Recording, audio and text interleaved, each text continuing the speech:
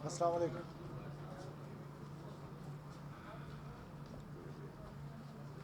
सरदार साहब, आप या मैं? मैं आ गया सर, मुझे इजाज़त मैं माशाल्लाह सर। इजाज़त है। बिल्कुल बिल्कुल बिल्कुल। स्टार्ट करें जी।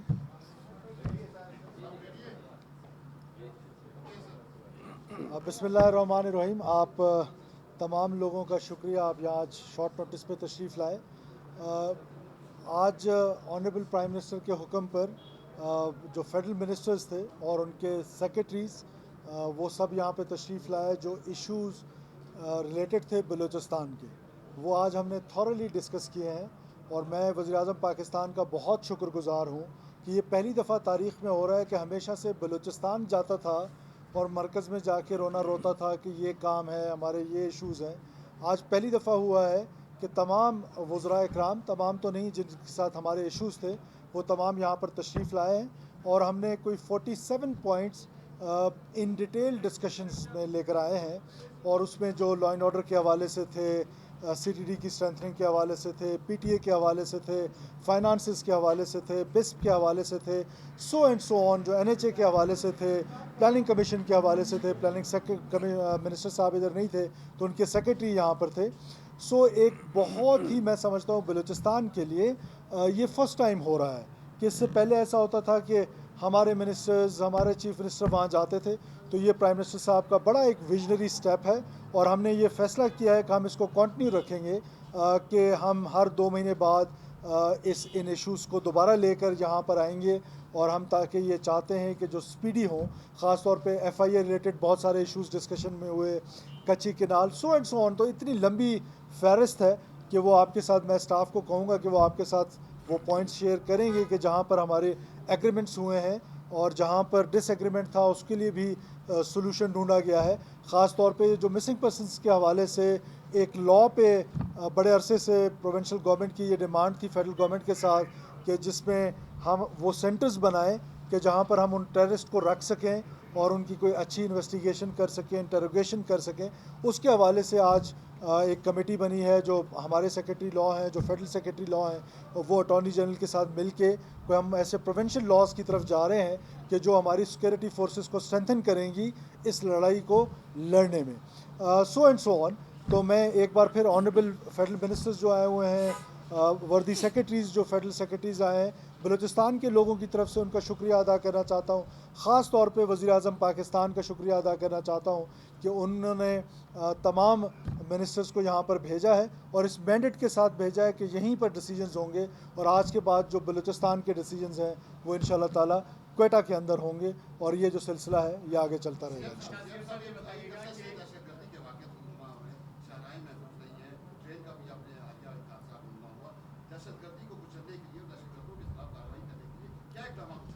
देखिए, ये सारी चीज़ें दो दो तरीके हैं जिससे टेररिज्म से लड़ा जाएगा। एक काइनेटिक है, उस काइनेटिक के हवाले से मुमकिन है ये फोरम नहीं है जिस पर हम डिस्कस करें, वो आपको पता चल जाएगा और टेररिस्ट को भी पता चल जाएगा बहुत जल्दी कि वो हमारी पॉलिसी उस बारे में क्या है। दूसरा है ये नॉन काइनेटिक, जिसमें ये सारे लोग आज हम इकट्ठे हो रहे हैं।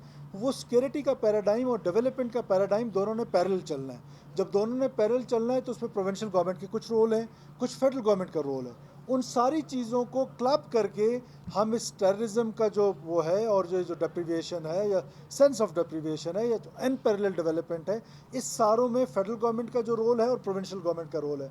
हम सब मिल के इस बलूचिस्तान की बेहतरी के लिए कोशिश हैं। साहब ये बताइएगा कि ये नई बात है कि बलूचिस्तान के हवाले से वफाकी जो मीटिंग है कोयटा में बलूचिस्तान में हुई, इसमें नया क्या तय हुआ कि जिसकी बलूचिस्तान के लिए फ़ायदा हो या नया क्या होने जा रहा है? देखिए, मैंने आपको बताया कि 47 पॉइंट्स अंडर डिस्कशन हुए। उसमें कुछ चीज़ों पे डिसीजंस हुए और कुछ चीज़ें जो हैं वो अगले मीटिंग्स के लिए रख ली गई हैं, कुछ के लिए टाइम दिया गया है और हर पॉइंट के लिए टाइम फ्रेम रखा गया है कि ये फेडरल गवर्नमेंट के ज़िम्मे है, ये कब तक होगा, ये प्रोविंशियल गवर्नमेंट के ज़िम्मे है, ये कब तक होगा। तो it is a long list. वो हम आपके साथ कह दूंगा, शेख साहब को वो कल परसों आपके साथ शेयर कर लेंगे, सो आपको पता चल जाएगा। जी, मैं आता हूँ। 2 रात कबल कोई 13 लाशें इधर लाई थी, उनको जो है ना तदफीन किया है कासी कब्रिस्तान में। तो उनके बारे में कुछ आप बताना चाहेंगे कि कौन जी लोग थे बिल्कुल, जी और बिल्कुल, जी बिल्कुल। उनको मतलब देखिए देखिए, आप इसको अंडरस्टैंड करें, हार्ड कोर टेररिस्ट थे। हार्ड कोर टेररिस्ट जो ऑपरेशन में मारे गए मशकाफ के पास, हमारे सिक्योरिटी फोर्सेस के। अब हमारे पास दो ऑप्शंस थे। एक ये कि हम उन लाशों को वहीं पर छोड़ देते, जो हमारी कानूनी जिम्मेदारी थी कि हम उन लाशों को वापस लेकर आएँ, उनका डीएनए कराएं और पता चले कि कौन लोग थे ये जो रियासत पाकिस्तान से लड़ रहे थे। और कुछ ऐसे थे जिनकी शनाख्त मुमकिन नहीं थी, वो उस तरह के ऑपरेशन में मारे गए थे। अब वो शनाख्त मुमकिन नहीं थी तो हमने उनके डीएनए टेस्ट कराए और फिर ईडी के ज़रिए, जो शनाख्त के काबिल नहीं थे, ईडी के ज़रिए कानूनी तरीके से हमने जाके उनको वहाँ पर दफनाया है। अब गवर्नमेंट की पोजीशन आप देखें, अगर हम उन लाशों को वहाँ छोड़ दें तो मिसिंग पर्सनस की लिस्टों में और इजाफा हो जाना है, और वो लोग जो आज रियासत पाकिस्तान से लड़ रहे हैं वो अगर ना लाएं तब भी, अगर लाएं तब भी इशू है।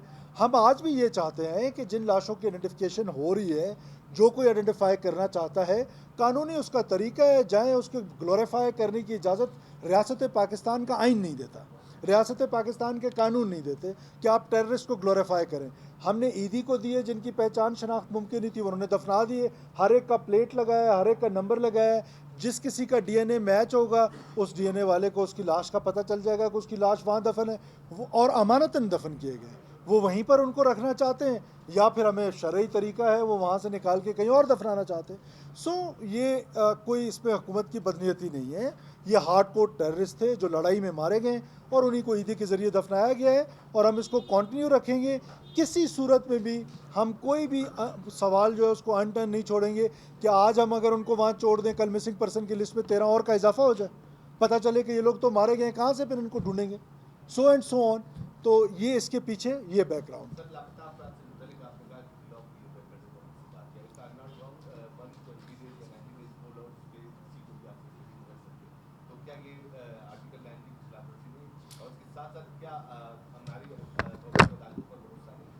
देखिए, इसीलिए कहा गया कि एक कमेटी बनाएगी, वो डेलिब्रेट करेगी कि कहीं ये आइन से मुतसादिब तो कोई चीज़ हम बनाने नहीं जा रहे। लेकिन साथ साथ जब आपके ऊपर वॉर वेज है, this is an intelligence driven war against state of Pakistan, वो आपका पाकिस्तान तोड़ना चाहते हैं, तो these are the special circumstances, तो वी हैव टू थिंक, और हमने फिर वो चीज़ करनी है जो स्पेशल सर्कमस्टांसेस को सामने रख के करना है। तो फेडरल गवर्नमेंट, प्रोविंशियल गवर्नमेंट मिल के किसी भी सूरत में हम किसी भी आम इंसानी जो इंसान है, जो आम बलूचिस्तानी है, उसको किसी ऐसे कानून के उसमें नहीं लाना चाहते हैं कि जिससे वो सफ़र करे। जो टेररिस्ट है उसको सफ़र करना पड़ेगा। अच्छा सीएम साहब, ये बताएं, आपने अपने दौर में एक मंसूबा शुरू किया सोलर के हवाले से, और आपने वादा किया था, टाइम फ्रेम रखा था, लेकिन उसमें अब जो हिस्सा है वो वफा कर चुका है, गालिबन कोई 27 से 28 अरब रुपए। तो क्या आप जो फाइनेंस मिनिस्टर भी मौजूद हैं, ये डिस्कस हुआ है कि वो जो बकाया रकम है वो कितने अरसे में? देखिए, सबसे पहले तो मैं वज़ीर आज़म पाकिस्तान का शुक्रगुज़ार हूँ कि इतना बड़ा मेगा प्रोजेक्ट बलूचिस्तान के लिए दिया है। 70% वो कॉस्ट शेयर करे, 30% हम।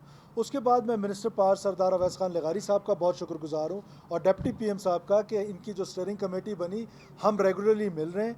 उसमें बहुत सारी चीज़ें हैं जिसकी वजह से वो थोड़ा सा डिले है। वो डिले क्यों है कि कैस्को ने कनेक्शंस काटने हैं, फिर आपको कैस्को की कैपेसिटी का पता है, फिर वो जो, और फिर हमने उसको इतना इम्पार्शल किया कि ये भी पाकिस्तान में पहली दफ़ा इनफैक्ट बलूचिस्तान में हो रहा है कि डायरेक्ट कंज्यूमर को स्टेट बैंक से पैसा जो है उसके अकाउंट में जा रहा है। इस बीच में कोई कमीशंस नहीं है, इस बीच में कोई इंसान नहीं है कि जो किसी से कमीशन ले या कोई इस तरह की बैड प्रैक्टिसेस हो, करप्ट प्रैक्टिसेस हो। तो ये मेरा ख्याल है कि बहुत बड़ा मेगा प्रोजेक्ट है और उस पर आज थॉरो डिस्कशन हुई है।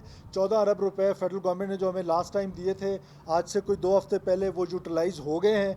अब नेक्स्ट ट्रांच जो है वो within a week time frame set हुआ है, वो उसमें आ जाएगा और हमारा 3 अरब रुपए रहता है, वो भी हम दे देंगे। तो ये इंशाल्लाह ताला बिफोर अप्रैल एंड मुझे उम्मीद है कि इंशाल्लाह ताला हम 100% ये अचीव कर लेंगे इंशाल्लाह।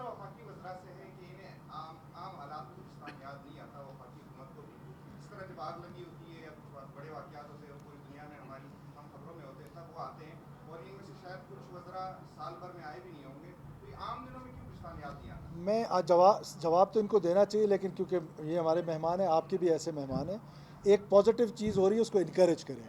अगर हम माजी में बैठ जाएँ कि क्या हुआ था क्या नहीं हुआ था, तो ये मुनासिब बात नहीं। आज एक पॉजिटिव स्टेप हुआ है ऑनरेबल प्राइम मिनिस्टर की तरफ से, ऑनरेबल प्रेसिडेंट की तरफ से, फिर सारे वज़रा की तरफ से। तो let's encourage it, let's appreciate it, और हमें इनका शुक्रगुजार होना चाहिए बलूचिस्तान के लोगों की तरफ से। 18th अमेंडमेंट के बाद इनका आना बनता नहीं है, क्योंकि आपने वो ऑटोमनी ली है जो ऑटोमनी आपकी एक्सपेक्टेशन भी नहीं थी।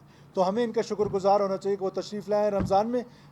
Thank you so much, thank you all.